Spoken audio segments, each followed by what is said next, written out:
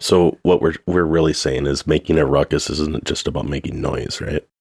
Right, exactly. Welcome back to In Residence.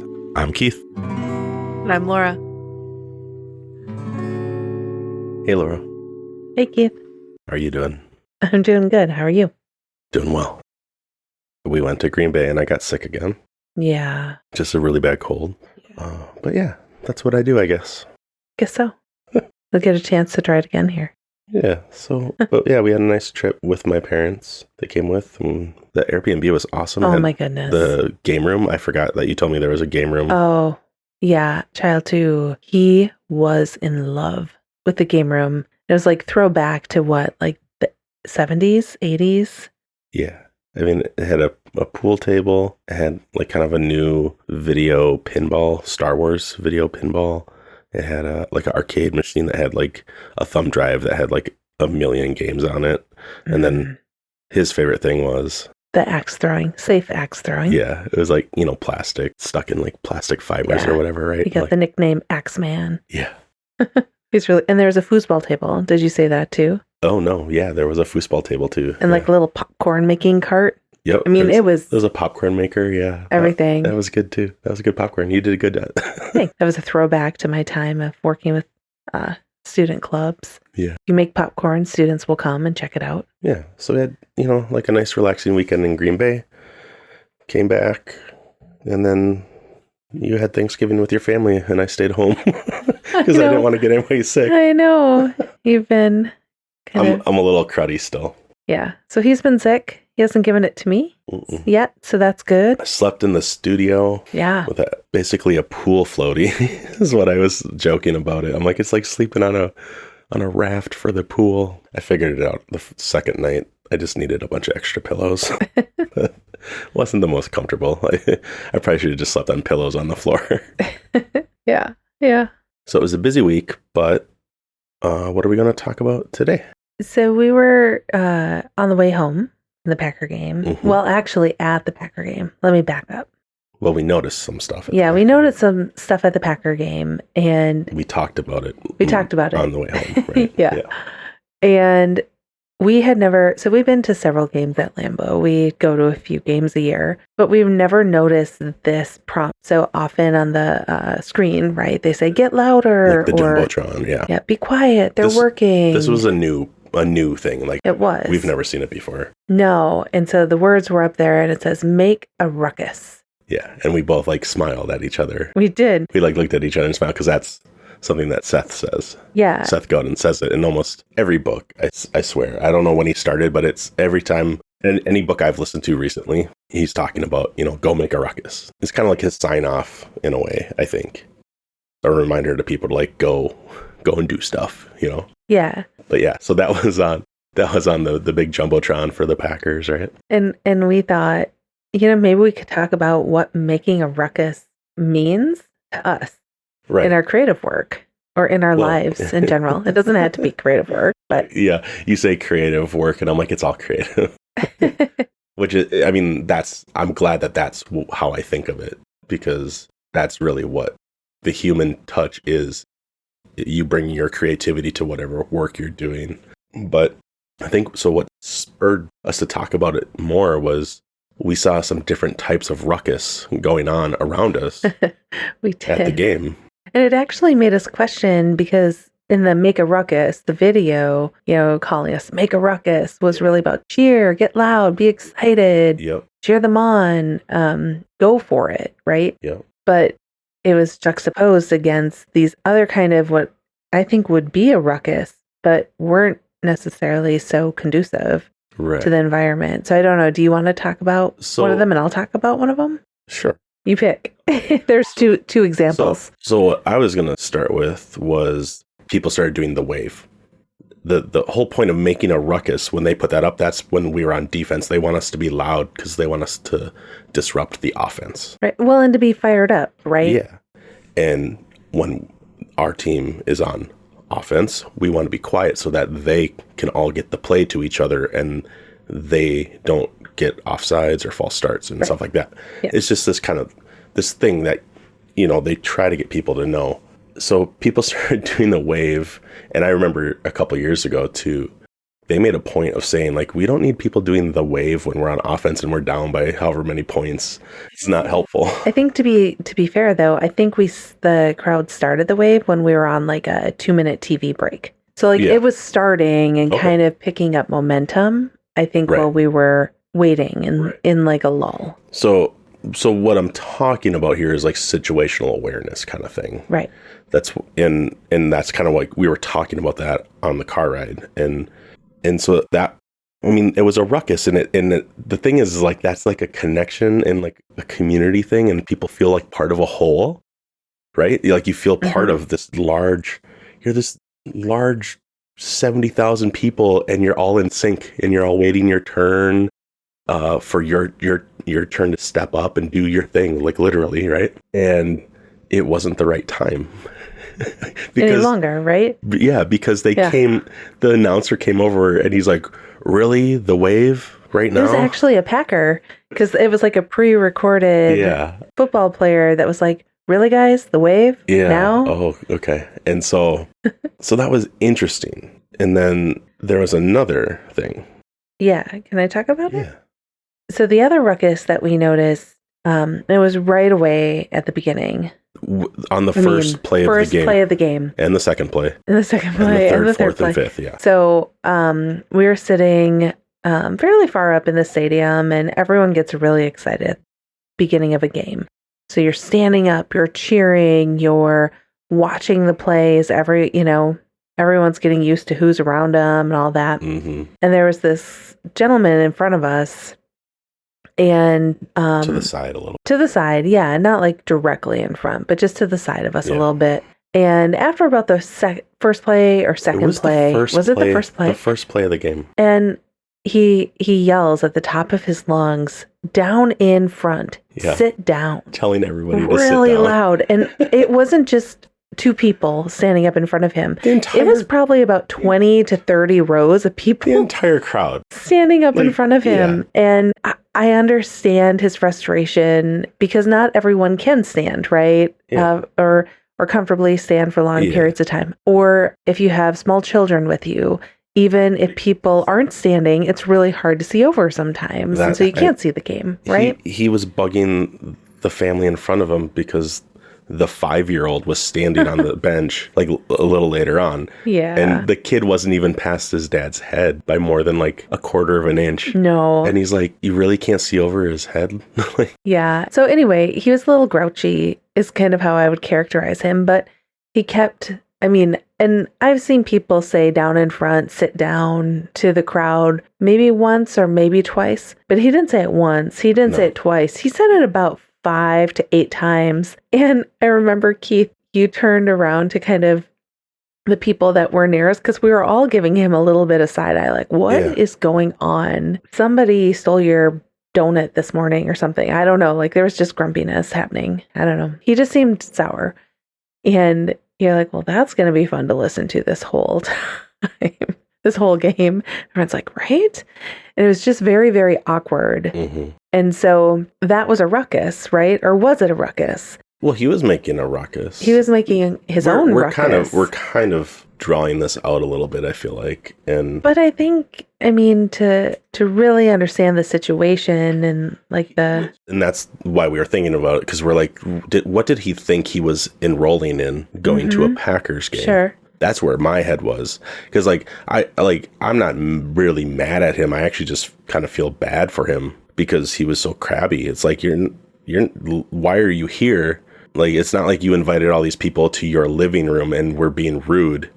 You're in a community where, like, some places, like some concerts, it's bad etiquette to sit. Like at a rock show, they're like, don't sit. Like, you got to, match the energy, right? So that was kind of what I was thinking of. It was really interesting to me to think of, like, where and when do you make a ruckus? How do you do it? How do you show up? And it's, that situational awareness is, because it's something that I want to get better at. And so seeing how he was showing up and just kind of unaware of nobody else is on the same wavelength as you, pun intended, because we were talking about the wave earlier. But, but yeah, like, I look at it making a ruckus from like my perspective. I need to be a little more ambitious, and I'm still working at that. When I talk about how I need to get going, like I always call you like you're my like instigator, you're my initiator. Sure. And I'm always like sitting back, right? So what I mean is like I want to step up and make a ruckus a little more often.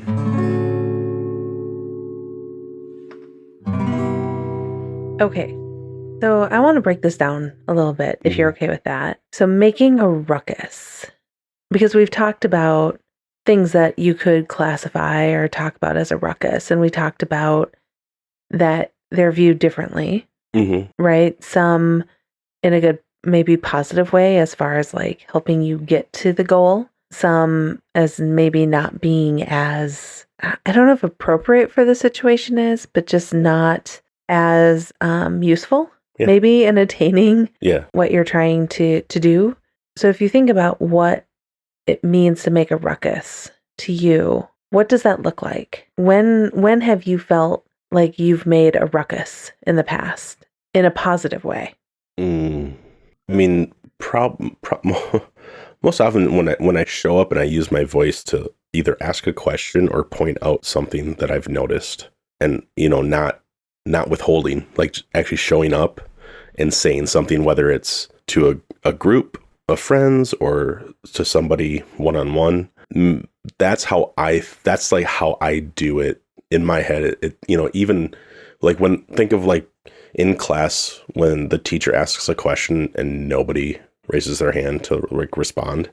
I was the one that would raise his hand, and I'd be like, I'm here to participate. I'm enrolled. Like, I'm here for this. That's how I've done it. Now, whereas when we saw it on the video board and we're both like, oh, Seth says that a lot. I think what it means in that context is you starting and doing and trying to make a change, right? And I think part of that is using your voice and speaking up and realizing, kind of like with the poke the box, it's like if you withhold, you're actually stealing from other people. And so that's kind of what I think of as making a ruckus, is actually showing up and like generously sharing and being part of, the situation or what's going on where you're at. I like that. Yeah. What do you think? Like, now, because you asked me all these great questions, and what are you thinking about it? Well, I like the perspective you have. I really like that. It's not exactly how I think about it, but I haven't engaged as much with Seth's work before. I mean, of course I have, but not as deeply is maybe what I would say. Yeah. When I think about making a ruckus, I think more about how do I, and maybe it is show up and share my voice, but how is it that I am showing up and saying my truth in a way that can be heard? Yeah. And so I'm going to digress a little bit here. So this time of year, as you know, Keith, I really enjoy myself watching. What kind of movies do I like to watch this time of year? Hallmark Christmas movies. Hallmark Christmas movies, Netflix Christmas movies, Ion original Christmas movies. Christmas movies. For some reason, the last 2 or 3 years, I didn't think I would ever be watching Hallmark Christmas movies. And alas, here I am. So this morning, I was watching Christmas Wedding Planner. That sounds like one I set to record for you off a Hallmark or something. Very possible. I wanted to watch something new. I'll watch all my tried and trues over the next several weeks, but I wanted to watch something new. So I pulled out Christmas Wedding Planner, and it's a story of a girl who is planning her first big wedding at Christmas time. Whoa, right? Reflects the title. So she's planning, and as she's going along, when she needs to be brave, she takes a deep breath and she goes, I am a fierce warrior. And then she goes up and says what it is she needs to say. And I feel like that in some ways is making a ruckus. I know it's bigger than that, but I do think on some level it's that taking a deep breath and being like, okay, I need to say my truth right now. To your point, the poke the box, right? I need to share what it is that is my perspective right now, even if it's uncomfortable. Oh, I totally agree with that. That's what I meant with what I was saying, because I'm not first one with their hand up on purpose. It's just that sometimes nobody else raises their hand, and then I do that calculation of, okay, it's okay. I can speak up. Like, I paid for the credits for this class, or I'm enrolled, like I have every right to say the same thing, right? And I'm like, yep. And then, so it's not like obviously, if anyone's listening to this, I'm not like the most confident person, but I work through that. And I kind of push through that a little faster than some people maybe, but whatever. Let's get back to what you were saying. So what I was saying is just around making a ruckus. I think that there's more beyond what I'm saying it is, especially in the creative process. So if I'm thinking in your work, let's talk about right? It doesn't have to be a creative process. It can be I want to talk about my creative work. Oh, okay. If that's okay.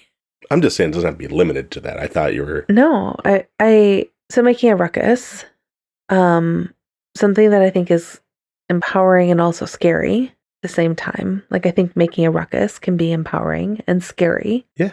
Right? It probably wouldn't be as empowering if it wasn't a little scary. Right.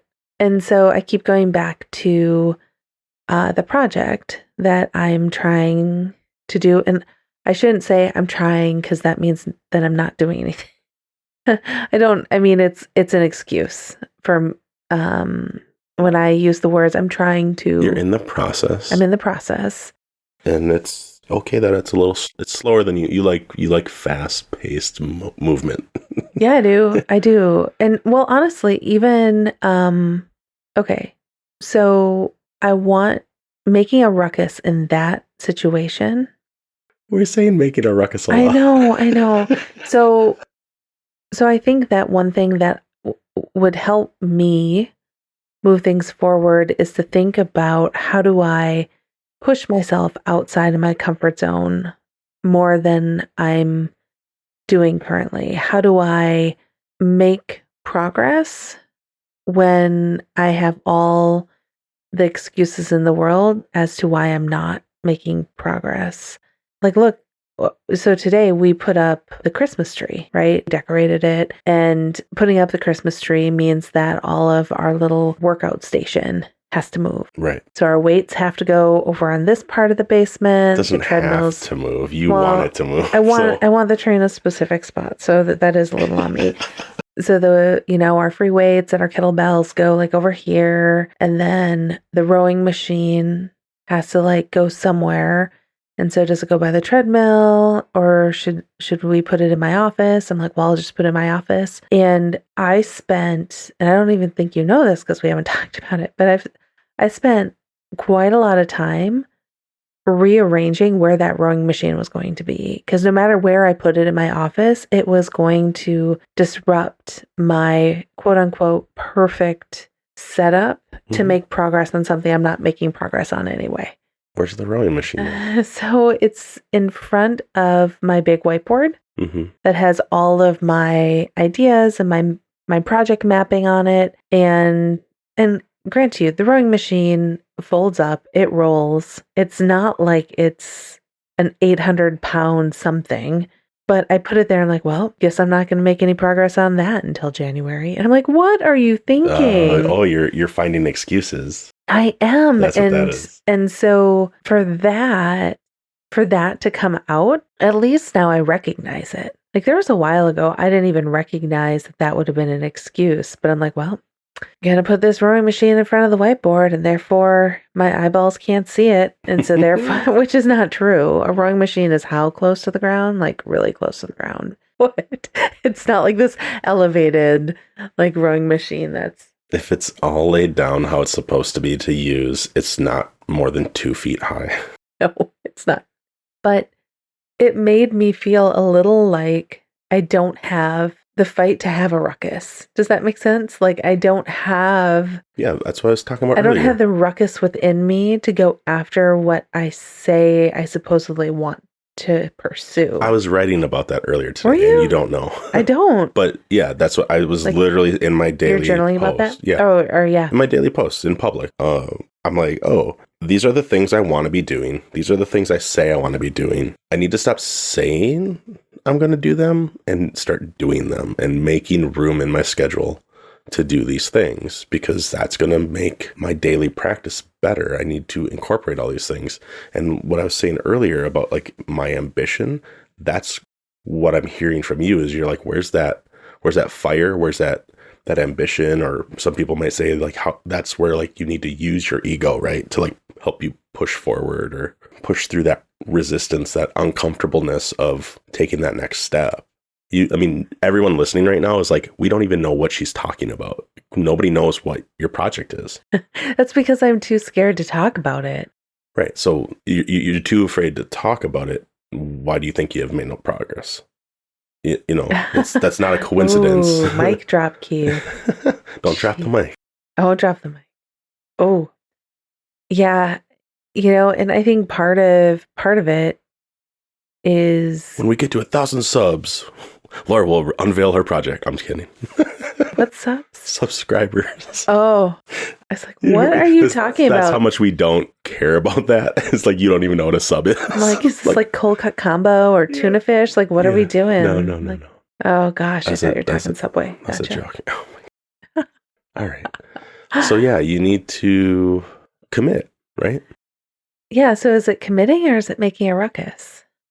Or am I just using that as a delay? You're using semantics to avoid committing or holding yourself accountable or letting yourself off the hook. All these things that we hear about, right? That we can like write down on Post-its to remind us to like step by step, just little steps, right? That's like what you tell me. You tell me this all the time. But I feel like, I think there is this part of me too, though. And I know we talk about this a lot on the podcast. What? Like trying to get started, trying to keep momentum, trying to keep going, trying to silence or mitigate the voices of criticism and the hate, either internal, self-generated or external, from others. Yeah. But there's part of me that I think I do feel like I want to move forward with my project, and at the same time I have that guy, right? Like one row down saying, sit down, not so fast. Right. Do it this specific way. And it's and I think too, that idea of even like, it's not a right time to make a ruckus right now. I'm too busy. I don't have time. I got plenty going on. Why would I do the wave right now when maybe now is the time for me just to be quiet, take it in, listen, soak it up? That's something that we were kind of talking about on the car ride, right? Like, how do I know now's the time to make a ruckus? Or how do I know now is a time to wait and prepare for the ruckus to be made? So I don't think waiting for the right moment, that is a stall tactic.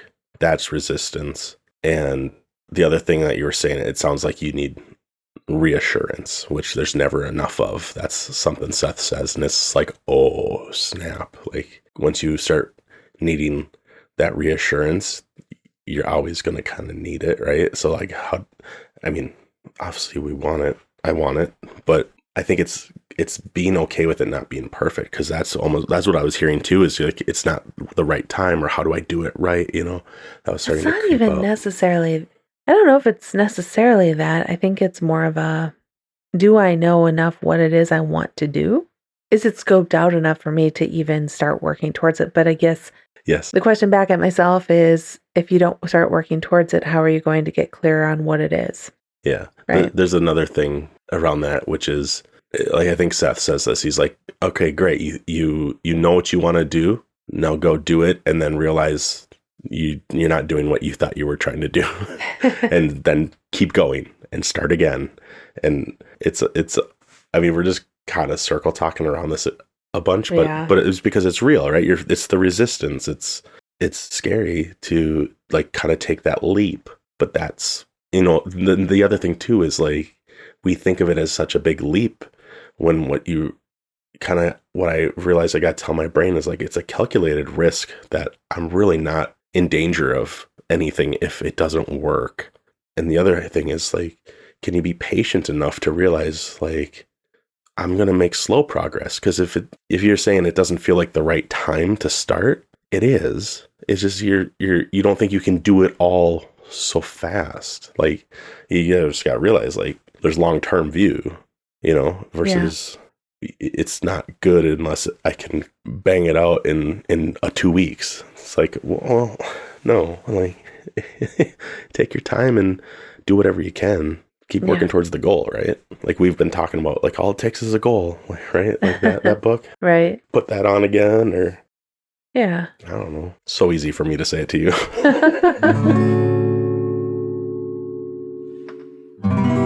Yeah, I'm pausing, right? Because I'm thinking and I'm contemplating, because I feel like I make a ruckus quite a bit. Yeah. In other parts of my life. Mm-hmm. Right? Yeah. Yeah, you get to make a ruckus in work, right? In your work? My work, or even at home, or well, yeah. I wasn't gonna go there, but yeah. No, but it is one of those things. Like today, I got up and we often have coffee, right? And talk about our day. And I'm like, okay, so today I want to see my sister off and her family, because they're heading back to Seattle. I want to put up the Christmas tree and decorate it and put all our Christmas stuff out. I want to put away all my canning things, and it has to get nested back into deeper storage. I want to do a podcast episode with you. I want to make sure we watch the Chargers game with Child One, because that's his team. And so I have this huge long list, but that's not necessary.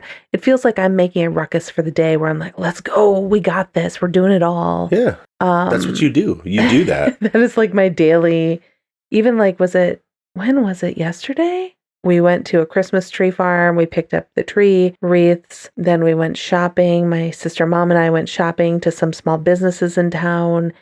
And then I came home for a few hours. I threw up all of our Christmas lights outside. We watched a couple episodes of Shoresy, and then I went back over to hang out, and we played some games, and I don't stand still very well. Well, and I can get a lot done, but I'm just stuck. I feel so stuck, and I want to make a ruckus with it, but there's something that's just, I feel like I'm making it too precious. Yeah. Oh, I bet. Because we've talked about that, right? Yeah, we have. Yeah. We have. I feel like I'm making it so darn precious that you don't want it to like disintegrate when it sees the light of day, kind of thing. Right. Or I just don't even know where to go. Like, it would be easier. Like, one thing I've thought, and I haven't shared this with you. Mm-hmm. Should I not? No, I'm like, oh.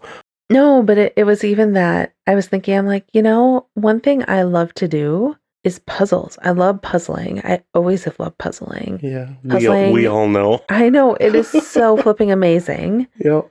And I was like, maybe that's what I do. Maybe it's not this other thing that maybe I create like an online puzzling community. Maybe I create like a puzzle swap. I'm sure it's already out there, but like some cool puzzle group. Like, wouldn't that fill my cup? Okay. Go do it. Oh. What was that? Overwhelming? Yes, overwhelming. Okay. Overwhelming. Why? I thought you loved puzzling. I do love puzzling. So why don't you make an online community focused on puzzling? Because what would I call it? Puzzling. No G on the end, just puzzling. Apostrophe. Doesn't matter. Like, that's another thing. Puzzling in Wisco. Yeah, sure. Oh, goodness. Your first response to my question was like a limiting belief. Yeah. So it was ugh. So I can see why you're like, oh, I'm not ready to move forward. Yeah. It's like, oh, yeah, I can tell. So how do you make a ruckus with something that you're passionate about, that you really want to do or logically want to do? I don't know. Is it a hobby? Maybe it just needs, like, people can have hobbies. That's true. Right? They don't have to be a project. Or it doesn't have to be a project that is something that you're going to rely on it for income. Like when people are talking about like what they're working on in their projects, it's, you're thinking of them making a startup or an online community so that it can generate revenue so that that can be your job, right? Like, is that if that's what you want, then is that going to ruin something that's a passion of yours? Is it better to have that passion stay a hobby? Isn't that interesting? I'm not saying yes or no. I'm just saying it's something to think about. So that's really interesting, because I feel like I'm probably putting a lot of pressure on myself that whatever I do or whatever I create potentially could be like a side hustle. Yeah. I never even really thought about just doing it for the pure enjoyment, because I've never done side hustle. Do you know what I'm saying? Right. Okay. I'm always trying to figure out what is my long-term plan to do something that's fulfilling me. But like one of my future, like my superpowers is to be incredibly future focused. Yeah. Right? So why are you denying yourself that superpower? Of being future focused? Yeah. You're denying a vision you're having for your future by not working on it. I think I'm denying myself it because I don't fully know what my next step is going to be. And I suppose that's hard for you. It's really hard. It is really hard for me not knowing, because well, you can do plan B while you have your current plan in place. I know. I mean, and that's what a lot of people say, right? Is that, well, some people don't realize it. Some people are like, it's all or nothing. I'm going to quit my job and I'm going to go follow this dream passion. Oh no. And it's like, okay, but that's making a ruckus, right? Sure. Jumping with both feet. Yeah, it's also irresponsible, and it depends on what are your circumstances. Right. You have kids. It depends on the risk tolerance and your ability to take those risks. Yeah. I didn't mean to interrupt there, but another thing that Seth says is if you start something new, when you start something new, right? Yeah. It's not going to be easy, and he'll say, who said it was supposed to be easy? If you're going to do what you are seeking to do, the change that you're looking to make, it's a pretty magical thing. And so why wouldn't it be hard? Because what you're going to get in return for doing that significant work, it's not supposed to be easy, because it's going to be that much more rewarding, kind of thing. And so I don't mean to diminish how hard it feels when you're in the dip, kind of, right? Like when you're in the thick of it, because I've been there. In my situation, I've been in spots where I'm like, I don't see how I'm going to get out of this, and this is just where I'm going to be, right? Like I'm not trying to project that on you. I'm just saying that's what it's making me think of and feel, is when I felt like kind of no hope of, Yeah. So I guess the thing I'm contemplating is I'm really good. So I'm really good at making a ruckus from a personal standpoint. I'm really good at going after hobbies, figuring out how to do things I've never done before. Mm-hmm. Right? Show up, bring people along, being like, come on, let's go. Let's jump into the lake. Yeah. Might be cold, but we can do it, whatever. But again, that I'm pausing, because that I just feel this real heaviness, I think, maybe around my creative work.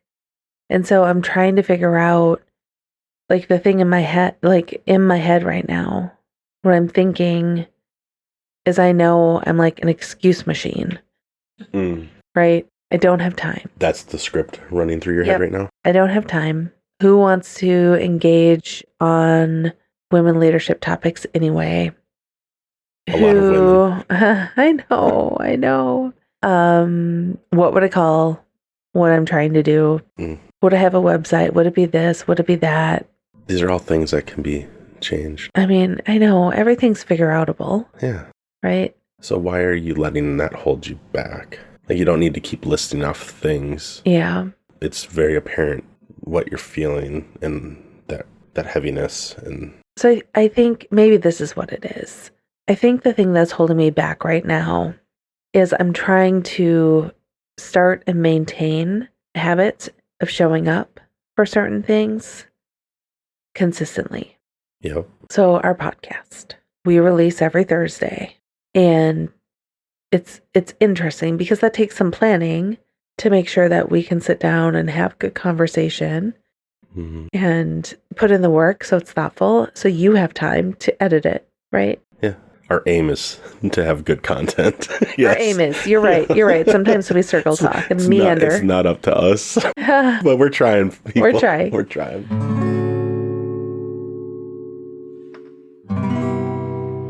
The other thing is just around like my morning routine and my, so I'm trying not to make sudden movements.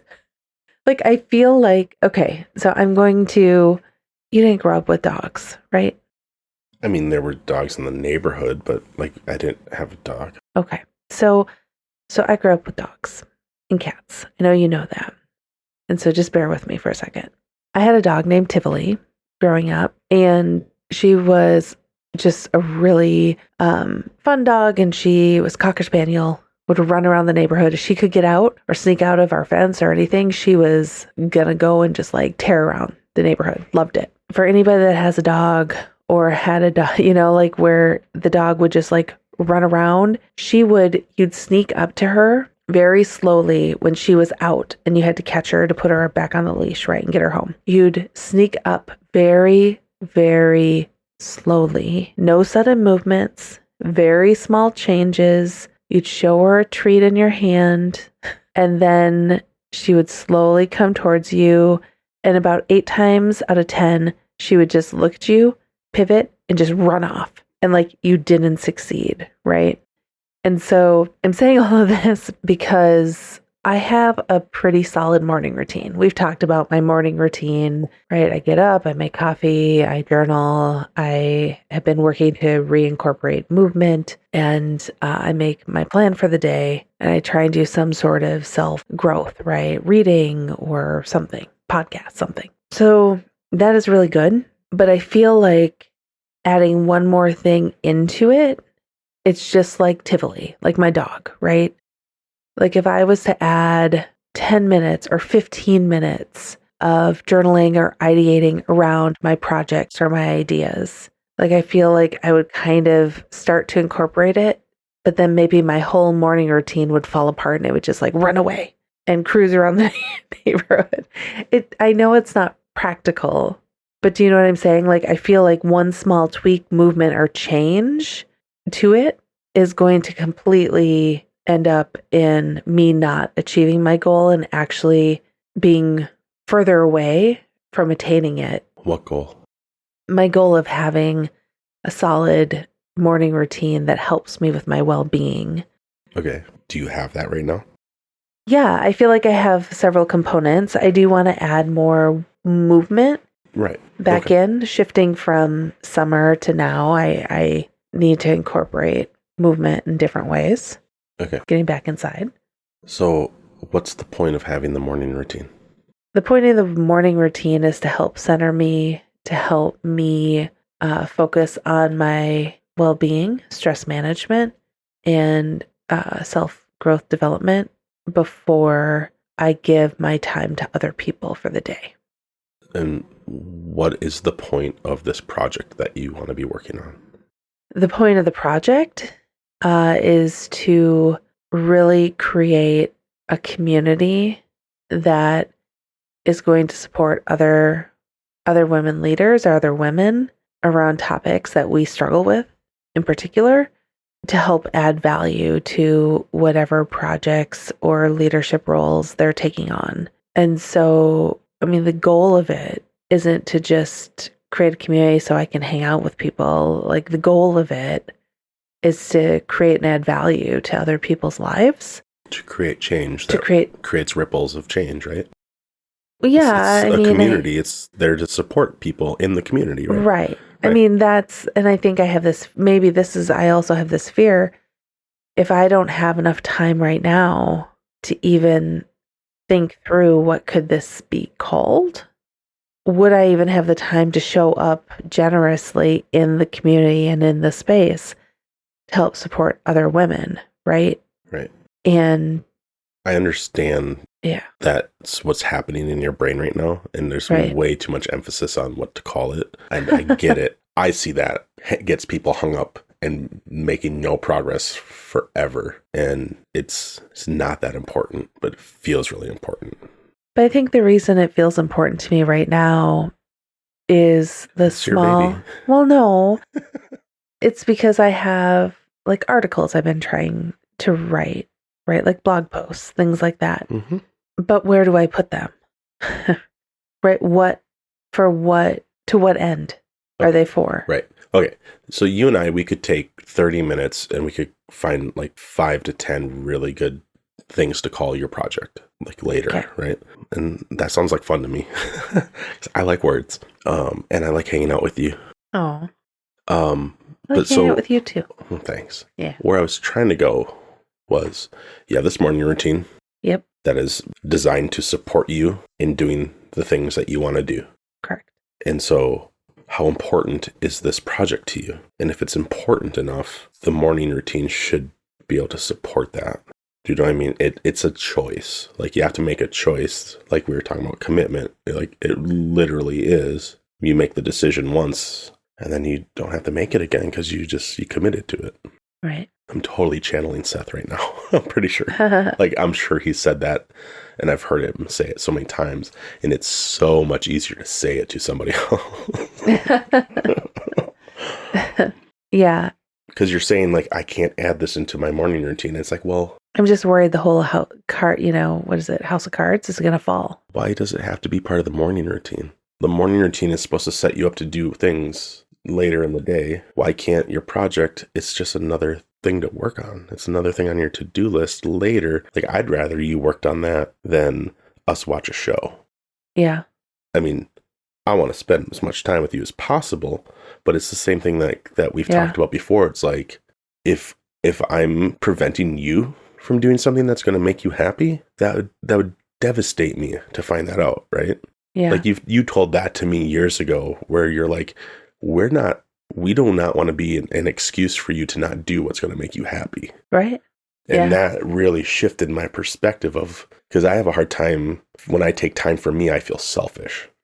Right. When I take time to work on things, or I take the time and I'm slower and I don't get as much accomplished as like you would if you were doing your stuff, I compare, right? And then I kind of pile on myself a little bit. So I feel like you're going down that path a little bit of I'm not going to start because I don't know if I have time. It's like we said it before, we have time, but it doesn't have to be 4-hour chunks.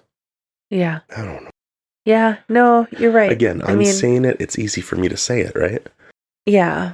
I think that so I keep trying to think back to what our topic is for today. And there's a part of me that says small progress isn't enough, that's not a ruckus, that isn't big enough to make the change that you ultimately want to make. And at the same time, though, what I do want to say is I know that's crap. Yeah. Like I know. Because drip, drip, drip, all of a sudden you have an ocean.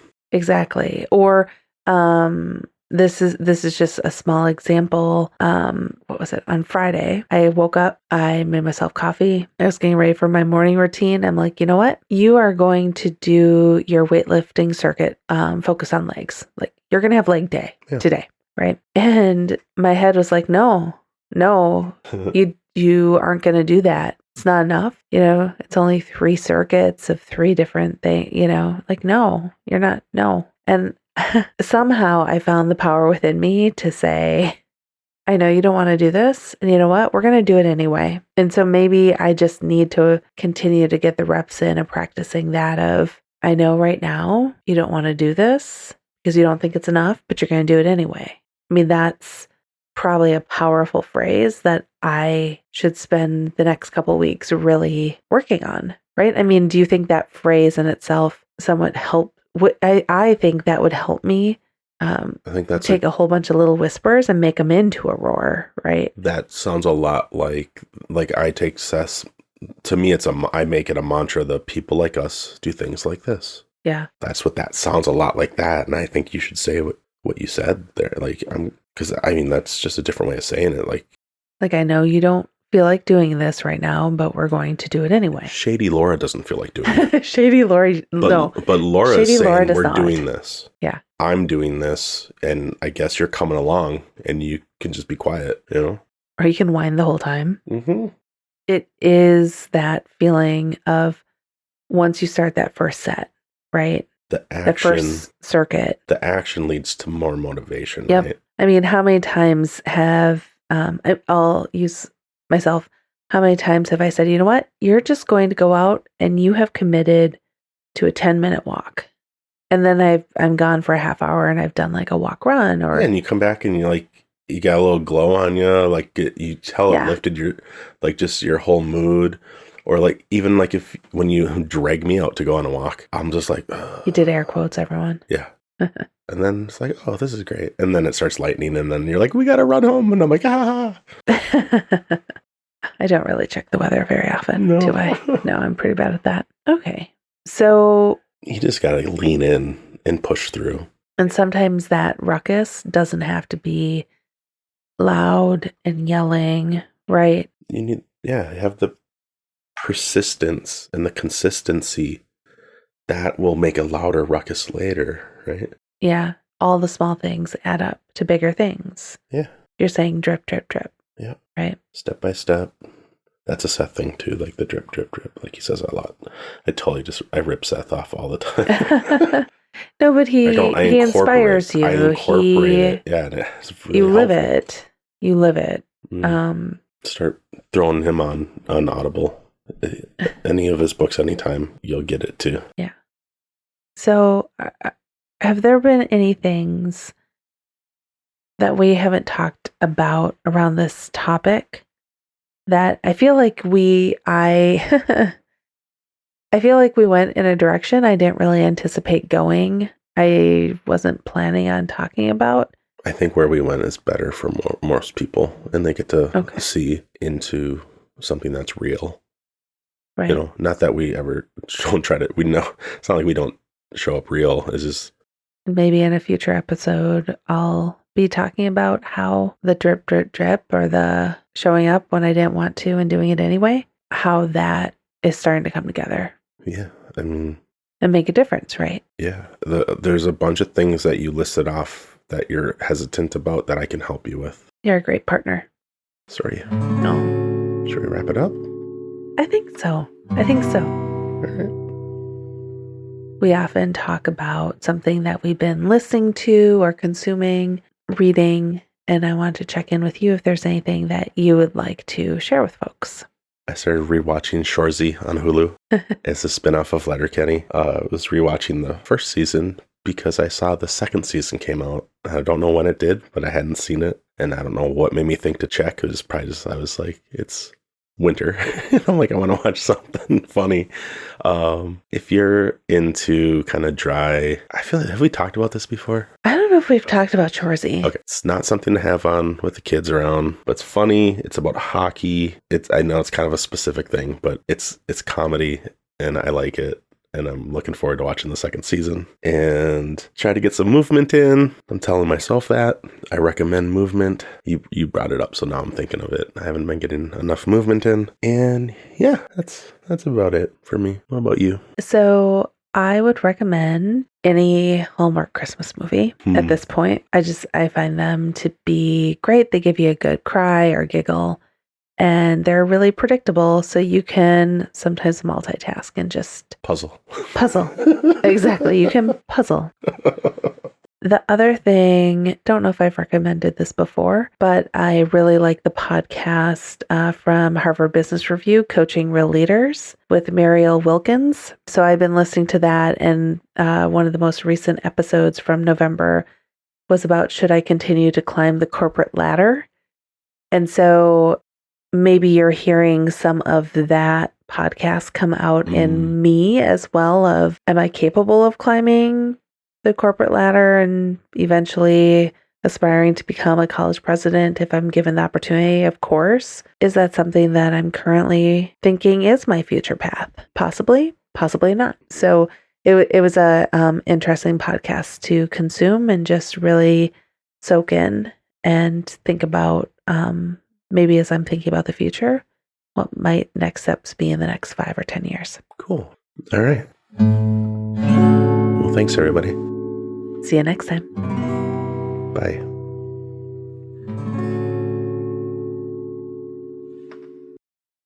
Oh my goodness gracious.